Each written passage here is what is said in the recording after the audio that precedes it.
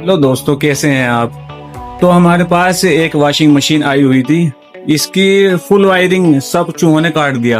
कुछ नहीं बचा, बिल्कुल भी कुछ भी नहीं बचा। मैं आपको दिखाता हूँ, एक मिनट। ये वॉशिंग मशीन है, मैं दिखाता हूँ आपको।